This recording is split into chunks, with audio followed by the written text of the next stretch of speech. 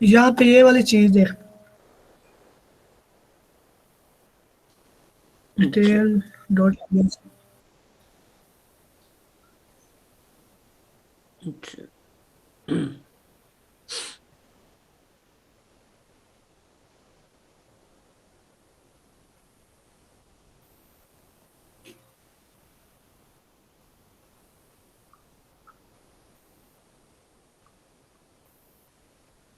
और एरर क्या आ रहा है?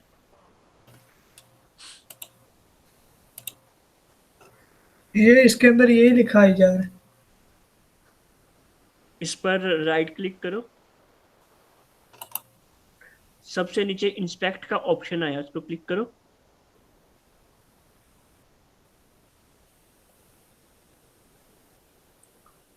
अनडिफाइंड अरे की आईडी। अच्छा,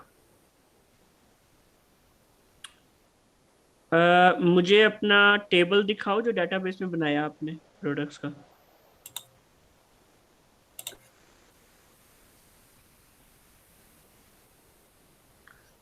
अच्छा, और मुझे अब अपनी सिलेक्ट की क्यूरी दिखाओ जिससे आपने डाटा फेच किया।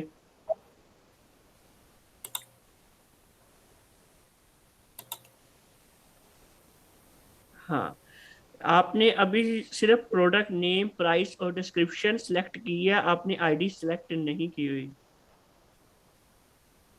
कहाँ पे? ये जो आपकी लाइन नंबर 12 है, जी। तो यहाँ पर इन सब के नाम लिखने की बजाय आप स्टैरिक डाल दो, जो स्टार होता है। ये सब खत्म कर दूं? नहीं, जो इसके अंदर है प्रोडक्ट नेम, डिस्क्रिप्शन, प्राइस, ये तीनों चीजें खत्म कर दो।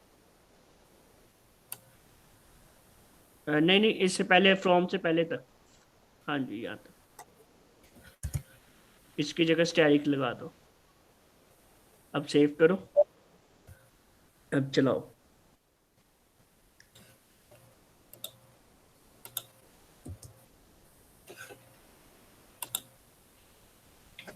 हो गया ठीक। ठीक, चलो, गुड हो गया। अगर कोई ऐसा एरर आता तो मैं फिर वैसे। वो आपने क्या किया था कि आपने अभी सिर्फ कॉलम से, मतलब प्रोडक्ट नेम, उसकी डिस्क्रिप्शन और उसकी प्राइस उठाई थी, आपने उसकी आईडी नहीं उठाई थी डेटाबेस से। ठीक हो। तो जब अब हमने स्टार लगाया तो स्टार का मतलब है कि वो सब कुछ खुद ही उठा लेगा। जी। ठीक है, चलो।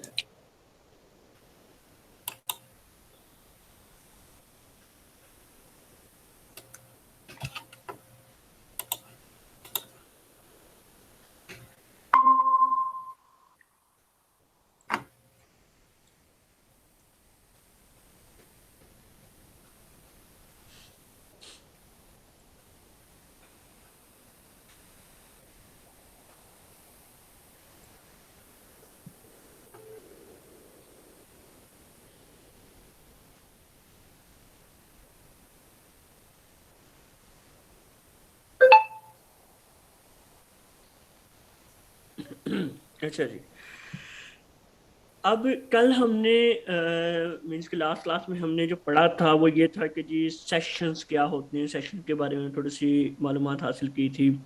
लेकिन आज हम सेशन को कंटिन्यू नहीं करेंगे। वो सेशन सिर्फ एक ओवरव्यू देने के लिए था, उस सेशन को हम इन फ्यूचर काम करेंगे जब हम लॉगिन सिस्टम बनाएंगे, वो सारा आपको बताऊंगा। उससे पहले आज हम अपनी दूसरी माई एसक्यूएल की इम्पोर्टेंट क्यूरी जो है वो आज देखेंगे, जिसका नाम है इंसर्ट क्यूरी। जी। तो चलिए,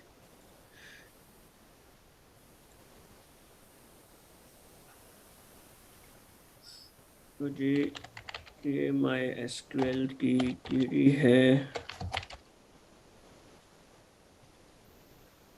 इंसर्ट।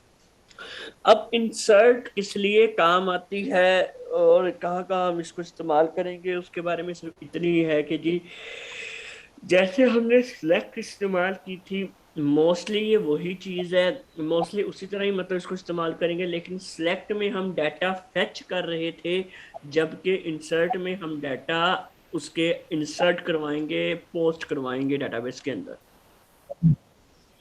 अब अभी हमें मिसाल के तौर पर मुझे अपने टेबल में कुछ डाटा ऐड करवाना होता है, तो मैं क्या करता हूँ जी, मैं जाता हूँ और मैं यहाँ पे खोलता हूँ जी लोकल होस्ट। उसके बाद जी ये मेरा डेटाबेस है, मैं इसमें आ गया। ये मेरा टेबल है जी, ये मैं इसमें आ गया। और यहाँ पे आके जी मैंने इंसर्ट पर क्लिक किया और यहाँ पर आके मैंने डाटा डालना शुरू किया। जी अब आप डेवलपर हो, आपको पता है कि यहाँ से डाटा कैसे जा रहा है। एक आम बंदे की बला जाने कि ये सब कुछ कैसे हुआ। जी, ये जो तो उसके लिए हमें थोड़ा सा सिस्टम बेहतर बनाना पड़ेगा कि वो सिर्फ क्या करे कि यहाँ पर आए और कोई लिंक डाले और उस लिंक पे एक फॉर्म ओपन हो जाए और फॉर्म के अंदर वो डाटा दे, और जैसे ही वो डाटा देगा वो डायरेक्टली उस डेटाबेस के अंदर चला जाए। जी तो वो करेगा किस तरह, उसकी क्यूरी किस तरह करेगी, तो उसमें हमें सबसे पहले दोबारा अपनी थोड़ी सी पुरानी एक लेक्चर हमारा हमें उसको दोहरा लेना चाहिए जिसमें हमने फॉर्म बनाना सीखा था। जी अब फॉर्म हम बनाते हैं और फॉर्म के साथ हमारी दो इम्पोर्टेंट चीजें जो मैंने उस दिन आपको बताई थी, वो थी जी एक गेट मेथड और एक पोस्ट मेथड। Post method. तो हम इस फॉर्म में जो है वो मैं अब आपसे बाद में पूछूंगा कि इसमें हम कौन सा मेथड इस्तेमाल करेंगे, देखते हैं कि आपने इसमें कितनी प्रैक्टिस भी की है। चलिए फॉर्म बनाना शुरू करते हैं। तो मैं सबसे पहले जी यहाँ पर क्या करता हूँ कि एक फाइल पे आ जाता हूँ और इसका नाम मैं दे देता हूँ जी इंसर्ट प्रोडक्ट डॉट पीएचपी। अब मैं सिंपली कुछ नहीं कर रहा, बस करूंगा तो सिर्फ इतना कि हेडर और फुटर इसमें इंक्लूड करवा देता हूँ। जी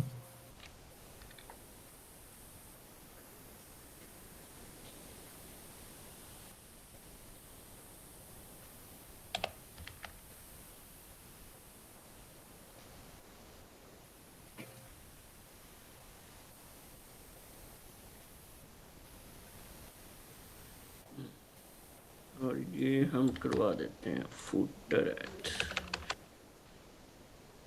मैंने काम किया था यहाँ पे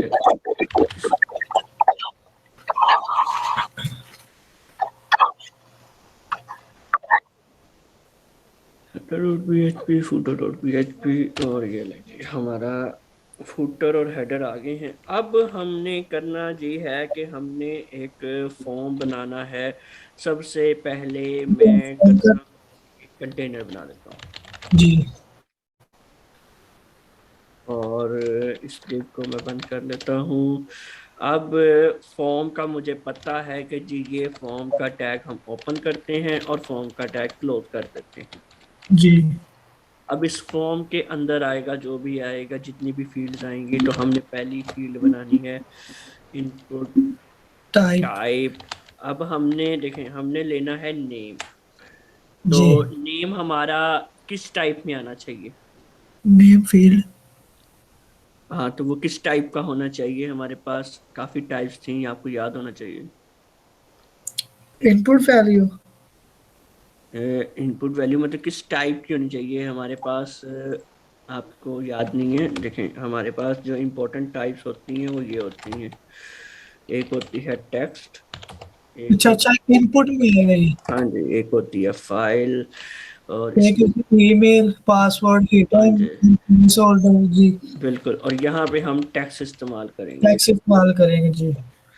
तो उसके बाद यहाँ पर हम पहले इसका एक लेबल भी लगा देते हैं। तो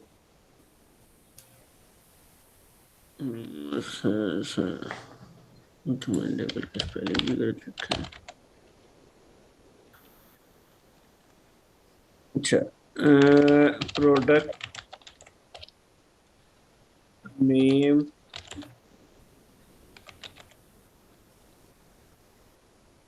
और फॉर प्रोडक्ट नेम, तो इसको हम आईडी दे देते हैं। आईडी, क्योंकि हमने लेबल दिया है तो हमें आईडी देनी होगी। प्रोडक्ट नेम, इसको क्लास दे देते हैं हम फॉर्म कंट्रोल की। जी और बेसिकली हम करते हैं, और अभी चले कुछ नहीं करते बाद में। इसी तरह ही हम अभी एक और बना लेते हैं जिसमें प्रोडक्ट प्राइस आ जाए, और इसकी हम टाइप जो है वो नंबर रख लेते हैं। नंबर रखना जी। और इसको हम कहते हैं प्रोडक्ट प्राइस, और इसको भी हम कहते हैं प्रोडक्ट प्राइस। और हमारे पास एक आती है जी डिस्क्रिप्शन मेरे ख्याल में, तो जी हम उसको भी यहाँ पे ले लेते हैं प्रोडक्ट डिस्क्रिप्शन। उसके लिए हम टेक्स्ट एरिया यूज करेंगे। तो टेक्स्ट एरिया ये होता है,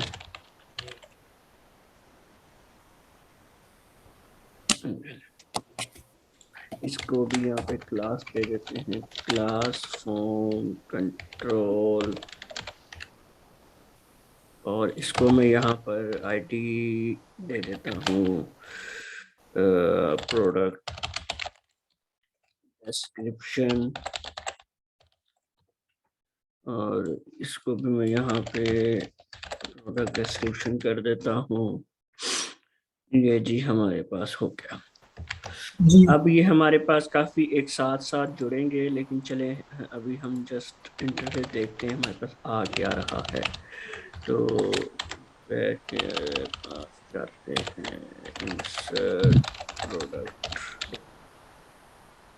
PHP। ये खैर हमारा एक छोटा सा फॉर्म आ गया है। जी अब बेहतर इंटरफेस के लिए मैं क्या करूंगा कि मैं सबको एक एक डिव दूंगा, और सारी जितनी भी इनपुट फील्ड हैं, और इसमें मैं रखूंगा जी, बल्कि इसको देने की जरूरत नहीं है, इसमें देने की जरूरत है हमें। इसको मैं देता हूँ, एक बूटस्ट्रैप की क्लास होती है एम टीम, यानी कि मार्जिन टॉप। हमें CSS नहीं देनी पड़ती, बूटस्ट्रैप से ही हम कर लेते हैं। तो मैं जी मार्जिन टॉप दूंगा, और यहाँ पर मैं लिखूंगा जी 4। इतना इसमें फासला आ जाए। इसी तरह हम इसको भी डिव दे देते हैं, इसकी डिव बंद कर देते हैं।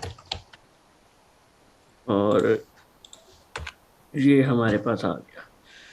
तो उसके बाद अभी मैं क्या कर रहा हूँ, मैं सिर्फ यहाँ पे कुछ ब्रेक के टैग लगा रहा हूँ। इसको बाद में हम बेहतर तरीके से इम्प्रूव करेंगे, अभी ताकि जी ये थोड़ा सा नीचे चला जाए।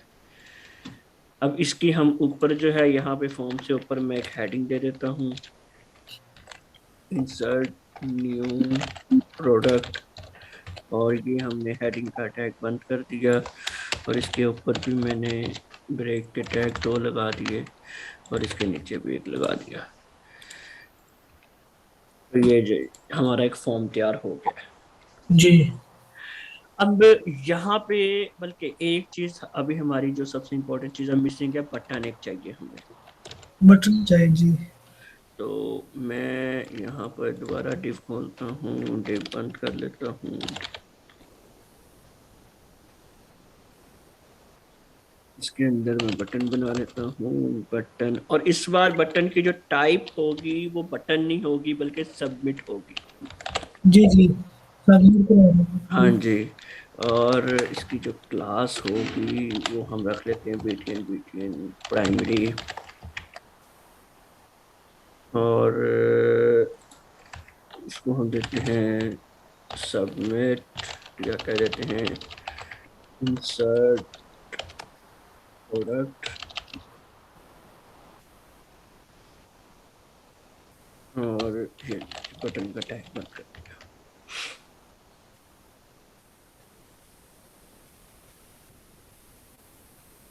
तो ये हमारे पास इंसर्ट प्रोडक्ट का बटन आ गया।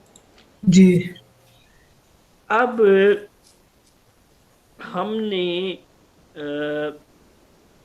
क्या करना होता है कि इस फॉर्म को एक लिंक देना होता है, जिस लिंक पर हम कुछ फंक्शन लगाएंगे, कुछ डेटाबेस का सिस्टम लगाएंगे, सिलेक्ट की क्यूरी लगाएंगे, कि जब जब उस लिंक पर ये फंक्शन, ये फॉर्म जाएगा, तब तब इसकी जो वैल्यूज होंगी वो डेटाबेस के अंदर इंसर्ट करवा देगा। जी उसको लगाने के लिए हम इस्तेमाल करते हैं, इस फॉर्म के अंदर एक एट्रीब्यूट होता है, वो होता है एक्शन का। जी एक्शन के अंदर हम यूआरएल लिखते हैं, जैसा मैं लिख देता हूँ इंसर्ट प्रोडक्ट डॉट पीएचपी, या भी कह देता हूँ, चलें अभी खैर हमने सेम नाम लिख दिया जिस पे हम हैं। जी बल्कि मैं एक काम करता हूँ, मैं इसको कह देता हूँ कनेक्शन डॉट पीएचपी। क्योंकि मैंने कनेक्शन डॉट पीएचपी क्यों कहा है, क्योंकि जब यहाँ से जाएगा मैं अपनी क्यूरी इस फाइल पे लिखूंगा, कनेक्शन डॉट पीएचपी की फाइल पर। ठीक हो। तो जब वो मेरी क्यूरी इंसर्ट की इधर होगी तो फिर ये यहाँ से इधर जाएगा और क्यूरी इंसर्ट करवा देगा। तो उसके बाद हम देखेंगे इसको वापस लाने के लिए। जी अच्छा, अब हमने एक्शन तो उसको दे दिया, लेकिन अब उसको ये नहीं पता कि ये जो मेथड इन्फॉर्म का होगा वो किस मेथड के तहत जाएगा। अभी अगर मैं इसको सबमिट करता हूं यहाँ पे कुछ भी लिखकर, तो इसको कोई मेथड भी नहीं पता है मेरा। ये तो अब वो मेथड बताने के लिए मैं यहाँ पर कौन सा मेथड दूं, मेरे पास दो मेथड है, वो आपको पता है कि एक गेट मेथड है, एक मेरे पास पोस्ट मेथड है। यहाँ पर कौन सा मेथड आना चाहिए? यहाँ पे गेट आ जाए, गेट क्यों आना चाहिए? क्योंकि हमने वो बताना उसमें यूआरएल में भी। नहीं, हमें इसमें यूआरएल में चाहिए ही नहीं है, हमें वो बताने की जरूरत ही नहीं है। हम इधर पोस्ट मेथड यूज करेंगे क्योंकि हमने डाटा अपना यहाँ पे इंसर्ट किया हुआ डाटा यूआरएल में नहीं दिखाना। ये फिर वो बहुत ज्यादा सिक्योरिटी इशू बन जाएगा। जी जी, वो ऊपर शो हो जाएगा उसमें। हाँ, तो वो हमने नहीं करना। हम जब पोस्ट मैटर करेंगे तो इससे क्या होगा कि यहाँ पर मैं जो लिखूंगा, फिर मैं सबमिट पे क्लिक करूंगा तो वो जाएगा कनेक्शन की फाइल पे। जब जी तक वो कनेक्शन की फाइल पर रहेगा तब तक मैंने यहाँ पे जो भी लिखा होगा वो पोस्ट के साथ इधर भी अवेलेबल होगा। ठीक हो गया। जब ये यहाँ से वापस चला जाएगा या रिलोड हो जाएगा तब पोस्ट का डाटा जाएगा। जी तो तब बेशक चला भी जाए, हमारा कोई कंसर्न नहीं है।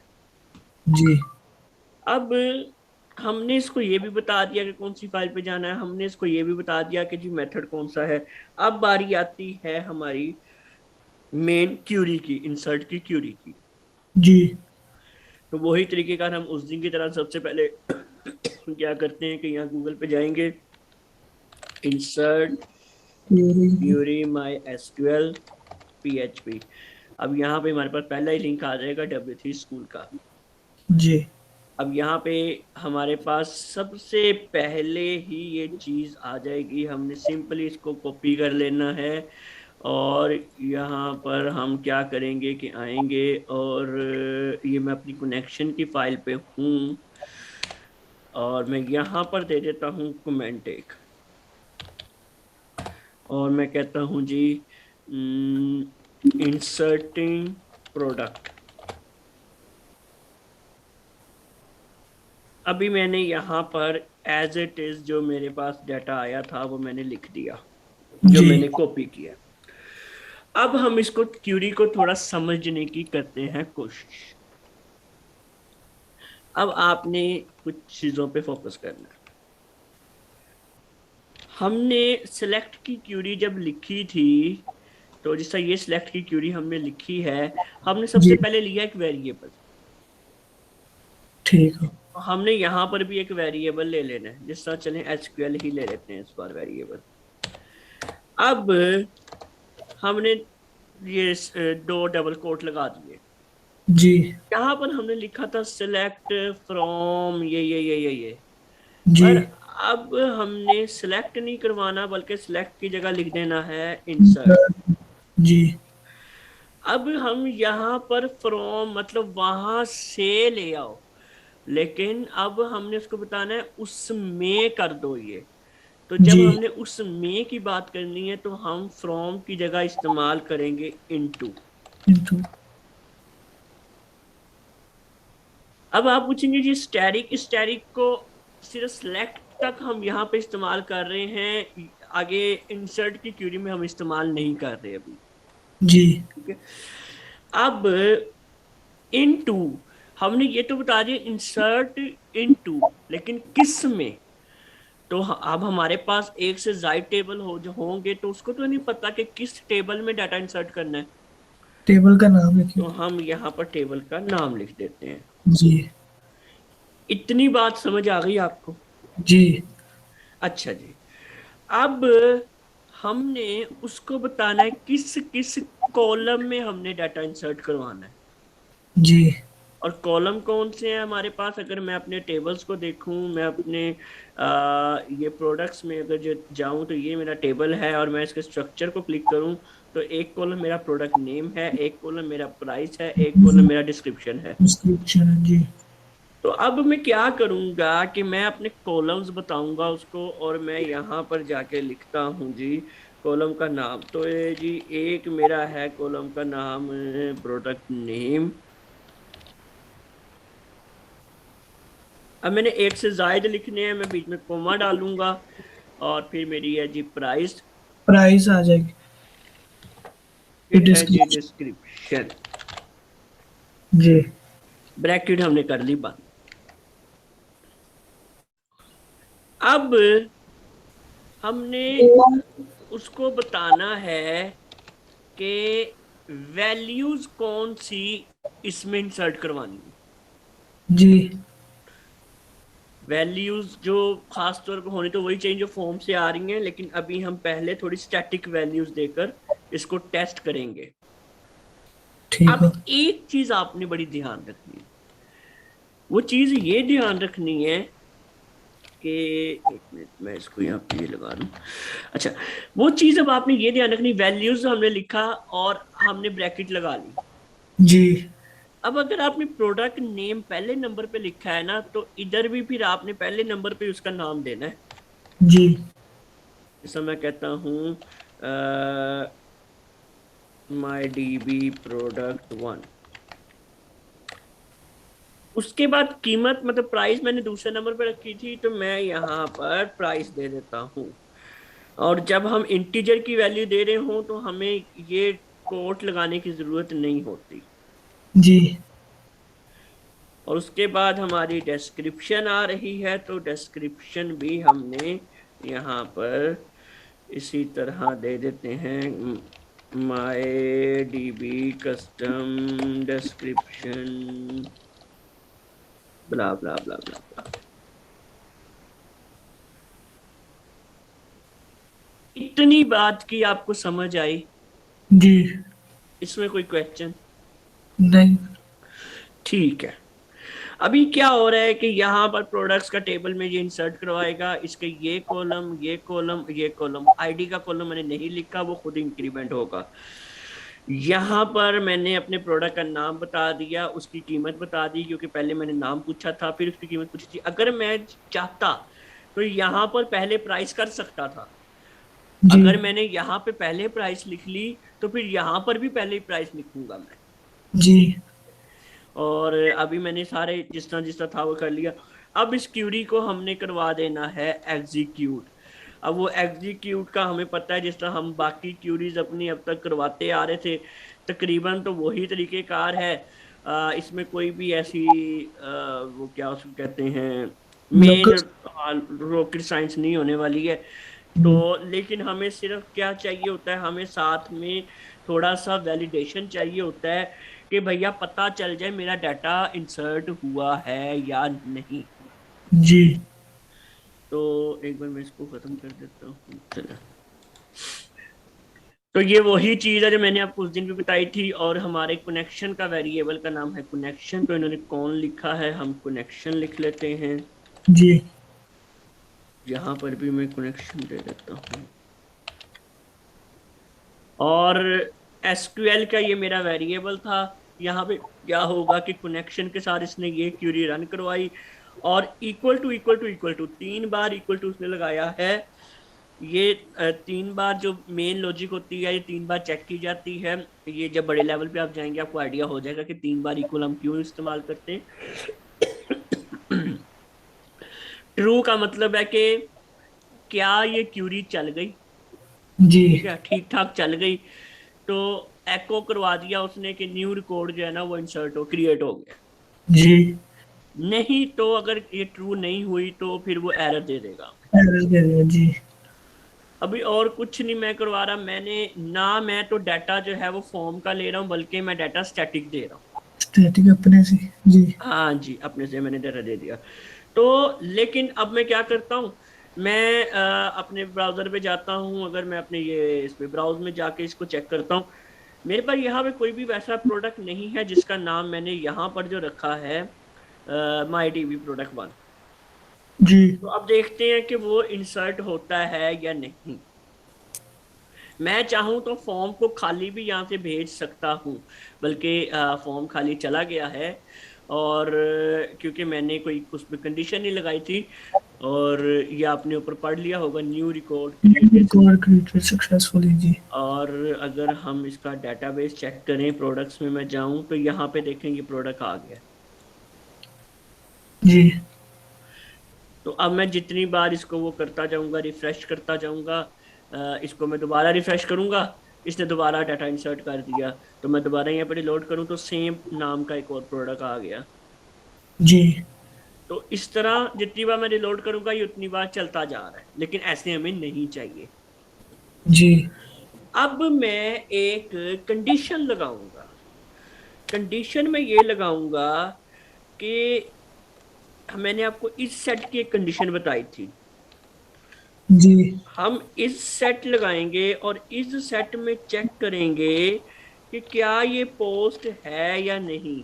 यहां पर हमने इस सेट गेट चेक किया था ना, जी किया था। तो यहाँ पे उसी तरह ही बस हमने पोस्ट, क्योंकि अब हमारा मेथड पोस्ट है, गेट नहीं है। जी यहाँ पे हम ब्रैकेट लगाते हैं, मैं उसके अंदर आपको बताता हूँ कि हमने क्या लिखना है। अच्छा, अब अगर तो ये पोस्ट यहाँ पर जो मैं अभी डालूंगा वो होगा तब ये चले। अब यहाँ पर क्या आएगा, बहुत बहुत ही इंपॉर्टेंट और गहरी बात और आसान सी बात है, वो ये कि मैं अपने फॉर्म पर वापस आ गया हूँ इंसर्ट प्रोडक्ट के। जी यहाँ पर मैंने एक फॉर्म बनाया था, सॉरी एक बटन बनाया था, बनाया। मैं इसका नेम दे देता हूँ और इसको मैं कहता हूँ प्रोडक्ट सबमिट बीटीएस। जी इस नेम को मैं इस्तेमाल कर सकता हूं इधर जाकर के, जब भी वो बटन क्लिक हो तब ये चले। ठीक हो। अब हम क्या करते हैं कि एक बार ये पहले रिकॉर्ड आ रहा है, मैं इसको डिलीट करता हूं। अब हमारे पास ये देखिए कुछ नहीं आ रहा। अब मैं इसको रिफ्रेश करता हूं, तो अभी बाय डिफॉल्ट उसने कुछ भी इंसर्ट नहीं किया। मैं अगर जाता हूं तो उसने कुछ भी इंसर्ट यहाँ पे नहीं किया। जी मैं अब कुछ भी फिल किए बगैर भी मैं इंसर्ट प्रोडक्ट पे क्लिक कर देता हूँ, और सॉरी, कोई चीज नहीं। नहीं नहीं नहीं नहीं, मैंने उसको किया नहीं, सारे सारे सारे सारे सारे इंसर्ट प्रोडक्ट। अच्छा सॉरी, मैंने इसका नाम एक्शन लिख दिया, मेथड है ये, मेथड है इसमें, मेथड पोस्ट। तो इसको हम वापस जाते हैं और इसको रिफ्रेश करते हैं। अब मैं करता हूँ जी इंसर्ट, तो न्यू रिकॉर्ड क्रिएटेड सक्सेसफुली। जी अब मैं अपने डेटाबेस में अगर यहाँ पे आके चेक करता हूँ तो यहाँ पर ये डाटा आ गया। जी पर अब हम जो चाहते हैं वो ये चाहते हैं कि जो हम इस फॉर्म के अंदर डाटा दें वो जाए वहां पर। जी अब हमें पता है कि जिस तरह ये पोस्ट के साथ इसको पता चल गया बटन आ रहा है या नहीं, तो जी हम बाकी चीजों को नेम देकर पता नहीं लगा सकते कि वो जा रहा है कि नहीं। लगा सकते हैं। क्योंकि एक कॉन्सेप्ट आप यहाँ पे कह लो कि याद कर लेना, वो ये कि जिस तरह हम आईडी और जो क्लास होती है जो हम देते हैं सीएसएस वगैरह के लिए, ये जी सिर्फ फ्रंट एंड पे इस्तेमाल होती है। ठीक हो। इसकी मदद से हम उसको स्टाइलिंग कर सकते हैं। जी लेकिन हमारे पास जो नेम का एक एट्रीब्यूट होता है, ये बैकएंड के लिए इस्तेमाल किया जाता है। जी तो जब भी आपने फ्रंट एंड मतलब फॉर्म से, जो फ्रंट एंड पे HTML से बूटस्ट्रैप से आपने फॉर्म बनाया है, उससे डाटा आप अपनी PHP यानी कि डाटाबेस को भेजना चाहते हो, तब तब आपने नेम का इस्तेमाल करना है। जी तो अब मैं यहाँ पर इस इनपुट टाइप को भी नेम देता हूँ, और मैं इसको कह देता हूँ प्रोडक्ट नेम। जी।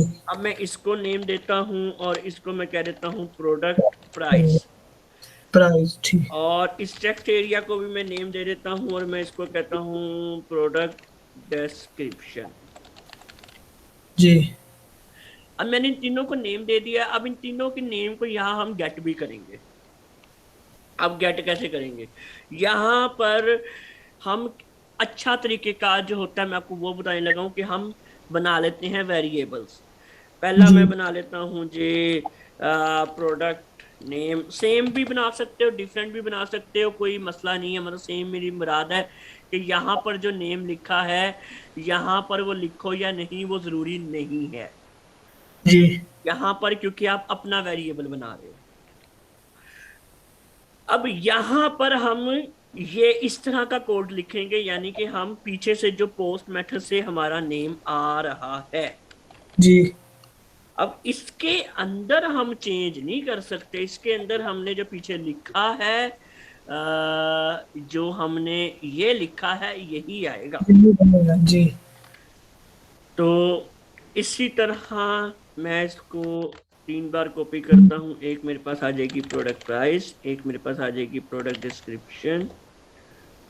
डिस्क्रिप्शन इसी तरह मेरे पास यहाँ पर प्रोडक्ट प्राइस और प्रोडक्ट डिस्क्रिप्शन।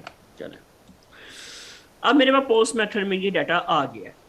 जी अब हमने इस डाटा को इन ये वेरिएबल्स में ले लिया है, तो हम आसानी से जिस तरह मैंने इस आईडी, ये जब हम सिलेक्ट करवा रहे थे डिटेल पेज के लिए, तो आईडी मैंने इक्वल की थी इस वेरिएबल के, जी तो इसी तरह इस वेरिएबल को भी मैं इस्तेमाल कर सकता हूं डाटा इंसर्ट करवाने के लिए। तो ये मेरा वेरिएबल है प्रोडक्ट नेम का, तो प्रोडक्ट नेम मेरा पहले नंबर पे आ रहा है, तो यहाँ पर मैं प्रोडक्ट नेम ऐसे लिख दूंगा। जी। आगे प्रोडक्ट प्राइस आ जाएगी। हाँ जी, इसी तरह अब मैं जो स्टैटिक वैल्यू दी थी उनकी जगह मैं वेरिएबल दे रहा हूँ। जी अब हम इंसर्ट करवा के देखते हैं कि क्या होता है। मैं कहता हूँ जी फ्रॉम फ्रंट एंड।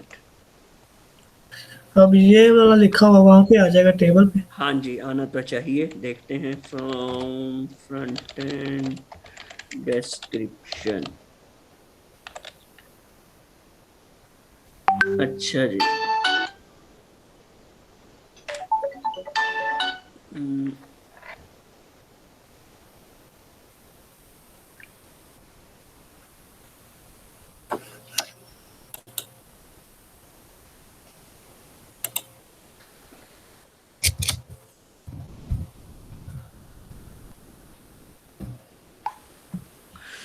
अच्छा जी, अब मैं इसको करता हूँ इंसर्ट।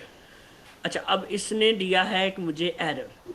जी अब हमने वो एरर देखना है कि वो है जी, वो कह रहा है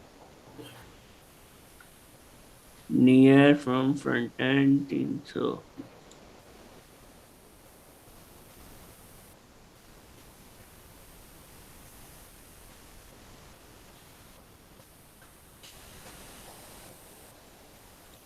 अच्छा,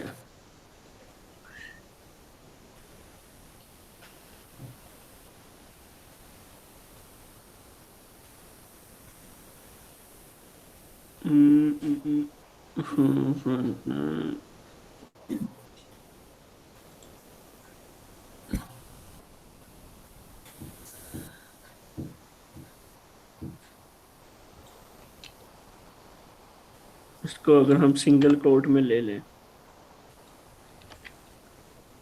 ताकि स्ट्रिंग पास कर सके ये।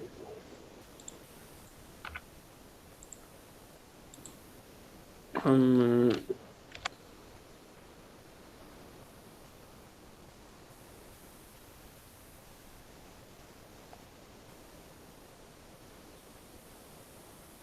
चले, हो गया। आपने वेरिएबल जब करने हैं ना, तो ये सिंगल कोट इर्द गिर्द लगा देना यहाँ पर। जी हुआ क्या था, एरर ये था कि जी स्ट्रिंग में पास करवा रहा था तो स्ट्रिंग उसकी समझ में नहीं आ रही थी। जी स्ट्रिंग का वेरिएबल भी पास करवाते वक्त हमें कुछ इस तरह के शशके लगाने पड़ते हैं कि सिंगल कोट वगैरह देना पड़ता है। जी यहाँ पे इसने कह दिया न्यू रिकॉर्ड क्रिएटेड। अब हम अपने डाटाबेस में जाके देख लेते हैं, तो ये देखें जी, फ्रॉम फ्रंट एंड का डाटा आ गया 300 कीमत। जी यानी कि मेरा जो है फ्रंट एंड से डाटा ऐड हुआ है। अब मैं एक काम और करता हूँ कि मैं जाता हूँ होम डॉट php पर, तो ये देखें यहाँ पर भी डाटा शो हो गया फ्रॉम फ्रंट एंड। जी अब मैं इसको क्लिक करता हूँ तो ये मेरा डिटेल पेज भी आ गया। जी तो देखा ये डायनेमिक का काम कितना मजे का है। जी हमने एक तरफ से डाटा इंसर्ट किया, हमने दूसरी तरफ डाटा सेलेक्ट किया हुआ था, वहां पे ऑटोमेटिकली न्यू डाटा भी साथ ही आ गया। जी इस चीज में आपका कोई क्वेश्चन? नहीं, इंशाल्लाह कल करूँगा प्रैक्टिस। हम्म, इसको अच्छे से प्रैक्टिस करनी है, क्योंकि कल हम इंशाल्लाह ताला अपडेट क्यूरी के बारे में पढ़ेंगे, जिसमें हम पहला डाटा इंसर्ट किया हुआ उसको अपडेट करेंगे। ठीक है, जी तो चलें, ठीक है, ओके फिर। एक मिनट, इससे हमें हम्म, फायदा क्या होता है, मतलब कि अभी अगर तक डेटाबेस अच्छा, फायदा ही नहीं डेटाबेस पता चला अभी तक। नहीं नहीं, वो हम डेटाबेस से कर सकते हैं, तो ये फॉर्म। वो फायदा उसका फॉर्म का ये हुआ ना कि आपको तो पता है कि डेटाबेस में जाकर कैसे करना है, आपने तो सीख लिया। अब अच्छा आम अच्छा, बंदे ने थोड़ी फिर कोई सीखना है वो। यूजर, अगर यूजर अपना डाटा करवाना चाहता हो ऐड। हाँ जी, अब आपने थोड़ी ना अपने लिए ही बनानी है सिर्फ वेबसाइट, आपने तो यूजर को बनाकर देनी है, वेबसाइट क्लाइंट को बनाकर देनी है। तो जी वो तो आपसे कहेगा कि मुझे एडमिन का पैनल दो, डैशबोर्ड दो, जहां पे मैं डाटा इंसर्ट कर सकता हूँ। जी तो आपको भी प्यारे प्यारे एडमिन पैनल, जिस तरह अभी मैंने, ये आप पूछ रहे थे कि आपने कौन कौन सी वेबसाइट बनाई है, तो एक ये वेबसाइट मैंने अभी अभी अभी ख़त्म की है। आज इसकी क्लाइंट के साथ मीटिंग भी है। तो ये काफ़ी बड़ा प्रोजेक्ट था ये भी। इसमें पूरा लाइव चैट का सिस्टम बनाया था हमने। और हत्ता कि यहाँ पर अभी मैं आपको दिखाता हूँ, अगर डैशबोर्ड में जाकर ये देखें, अब क्लाइंट्स को जब हम डैशबोर्ड बना के देते हैं तो इस तरह के प्यारे प्यारे डैशबोर्ड बना के देते हैं, जहाँ पे वो इजीली ऐड न्यू पे क्लिक करे और उसके सामने यहाँ पे एक फॉर्म भी आ जाएगा, इस तरह का फॉर्म आ जाए। तो वो अपने टाइटल दे, डिस्क्रिप्शन दे, बैनर दे, क्रिएट करे, उसको किसी किस्म का एरर नहीं आना चाहिए। तो इसी तरह ही मुख्तलिफ चीज़ों में, अब लाइव चैट है, एक बहुत बड़ा सिस्टम होता है ये। तो जी लाइव चैट जब आएगा, तो उसमें जब यूज़र आपस में चैट करेंगे, तो वो जाहिर बात है वो डाटाबेस में ही जानी है वैल्यूज़। जी ठीक है ना। तो इस तरह से ये चीज़ों को मैनेज करना पड़ता है। जब अपने लिए भी मीन्स के आप ही क्या आप कहते हो कि यार मैं तो स्टैटिकली भी दे सकता हूँ, लेकिन जब डाटा बहुत सारा हो जाता है ना, फिर आप स्टैटिकली उसको मैनेज नहीं कर सकते हो, आपको एक डाटाबेस मैनेज करना पड़ता है और उसको फ्रंट एंड से ही डाटा इंसर्ट करवाना पड़ता है। जी क्योंकि इधर आके आप इंसर्ट करवाने जाते हो, काफी चीजें आपको समझनी पड़ती हैं। अच्छा, उसके बाद फिर ये भी होता है कि यहाँ पर कुछ चीजें ऐसी होती हैं, जिससे हम तस्वीर अपलोड करना सीखेंगे, अभी हम पासवर्ड को एनक्रिप्ट करना सीखेंगे, वो यहाँ पर पॉसिबल नहीं होता इतनी आसानी से। तो वो फिर हमें वो चीजें करने के लिए पीएचपी का इस्तेमाल करना ही पड़ता है। फॉर्म का इस्तेमाल मतलब हाँ करना। जी, वो फॉर्म से हम डाटा भेजेंगे और पीएचपी से आगे डाटा डाटाबेस में जाएगा। डेटाबेस ये फिर वहां पे शो होगा, कहाँ पर? मतलब कि ये चीज फिर वहां पे शो होगी जो इस पे काम कर रहा होगा। हाँ जी, मतलब कि जब हम उसको फॉर्म दे देंगे, जिस तरह हमने एक फॉर्म दे दिया है, तो वो फॉर्म जी उसको वहां पे शो हो रहा है। जी और जो भी वो इंसर्ट करता जाएगा, अब जिस तरह ये देखें, अगर मैं अपने होम पेज पे जाता हूँ, तो ये मेरे पास मैंने अभी आपके सामने ये प्रोडक्ट ऐड किया था और ये आ गया है। जी तो ये इस तरह से चीज़ों को बड़ा आसान बना देता है लाइफ को, और यही क्लाइंट मांगता भी है हमसे। ठीक हो गया। ठीक है, और कुछ? नहीं ठीक होगा। चले ठीक है, ओके ओ अल्लाह हाफ़िज़।